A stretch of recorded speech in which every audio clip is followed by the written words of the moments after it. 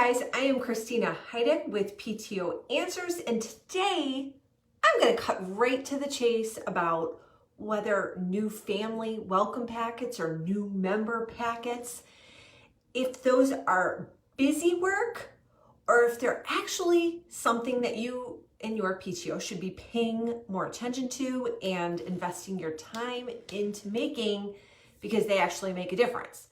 So before I get started with all of that, I just wanted to give another shout out to the PTA PTO Superstar Leader Group. If you are not yet a member, I don't know what you're waiting for.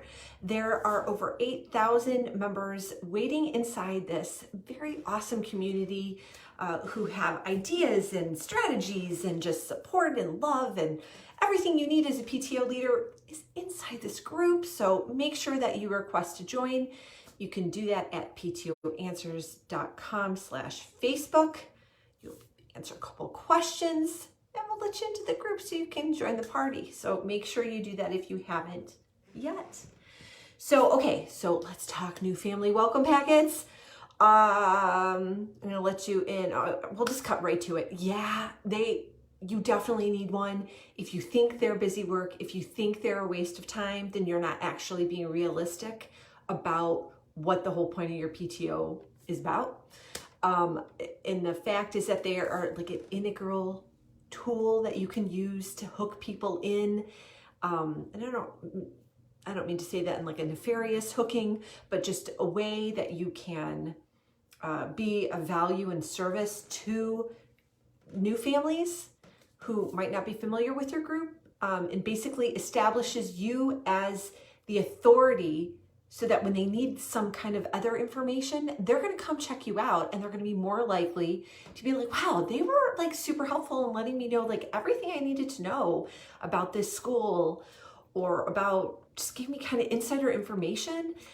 And so I'm going to go back to them. And when they ask for my help, heck yeah, I'm going to sign up to help with that. And yeah, I'm going to be participating in that fundraiser because people might not think exactly like that, but in the back of their head, like subconsciously, they will recognize that your group has been such a huge value to them that yeah, they like this needs, they need to give back in some way.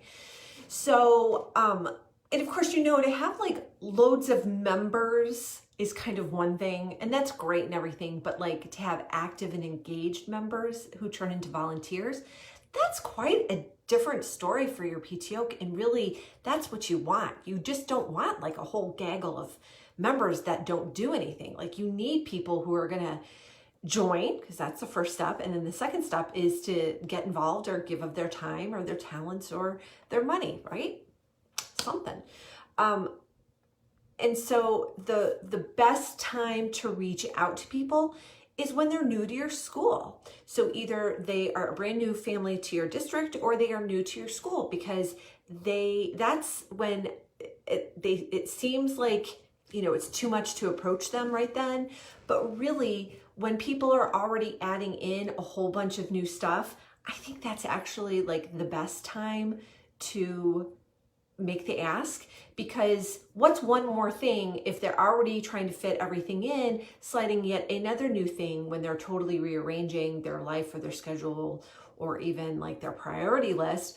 One more thing is not that difficult. And in my experience, I found that if you don't get volunteers right at the beginning and then you try to snag them, let's say in like November, they've already filled their time with something else because somebody else has come along or something else has gotten bumped up on their priority list, and they still don't have time. So I think that when someone is new, that's the perfect time to be like, hey, we're awesome. Here's, you know, everything you need to know about this school, and we're going to make it easy for you, and come along and be with us.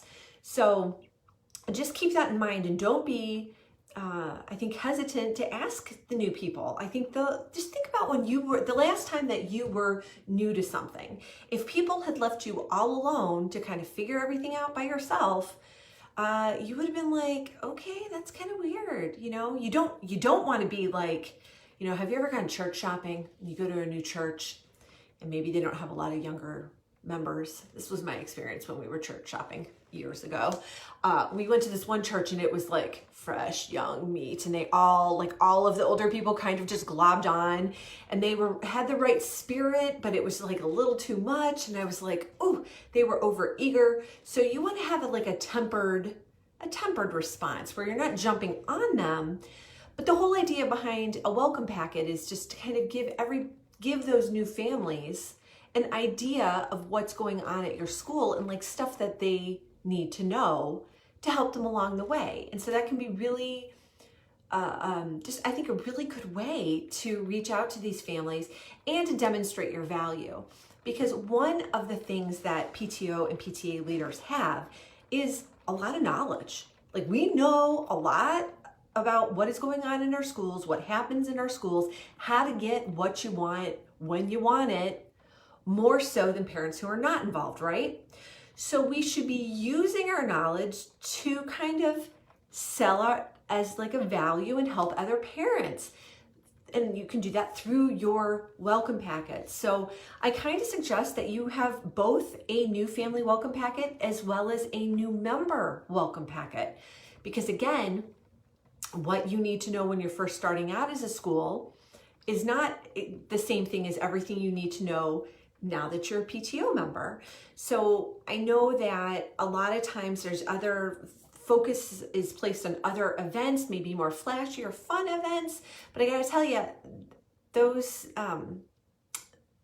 like maybe like a spirit day, it's kind of sort of fun for the kids, kind of a lot of work for parents in most cases, but long term that doesn't really tie back and help your PTO. But I think that a really awesome packet that kind of gives people information that they can't get anyplace else is really going to be truly valuable, and people are going to appreciate that a whole lot. So I kind of just, like, one example of this was when my kids were starting elementary school. You know, this is a big thing when people are like, they're finally going off to school. So imagine we're in normal time, not pandemic doom time like we are now, okay? So school is normal, like we're used to it. So we send our kiddies off to school.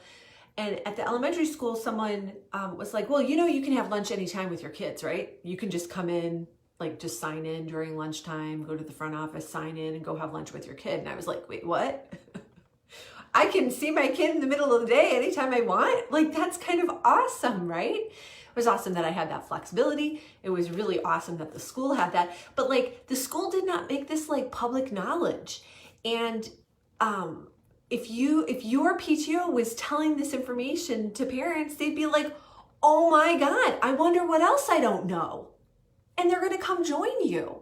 So I think it can be a really powerful tool. But I bet you're also thinking like, oh my God, that seems like a lot of work to put all that together.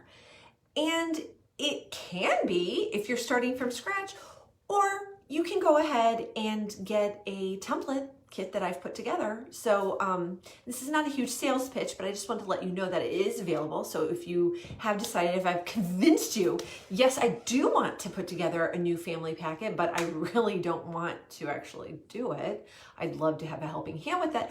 Well, then you need to hop on over to PTO Answers and check out the membership master plan. And I have dropped a link to that resource in the description below, so you can scroll on down there and look for it.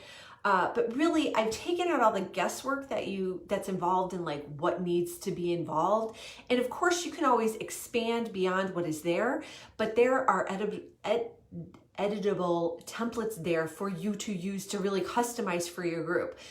I've made it so that you can pretty much have a print ready new member or new family welcome pack in like 30 minutes or less, right? So you can customize it with your own colors. You can customize it with your events and the different specifics, but it's all kind of laid out there for you to use as a basis. So I kind of think it's kind of awesome that you can just tweak and customize it and have it ready to go. So I encourage you to check that out, and if that's a resource that you're looking for.